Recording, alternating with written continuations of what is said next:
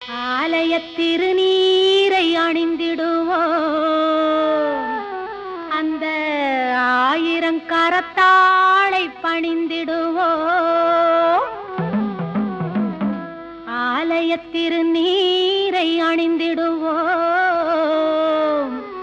அந்த ஆயிரங்கரத்தாளை பணிந்திடுவோம்.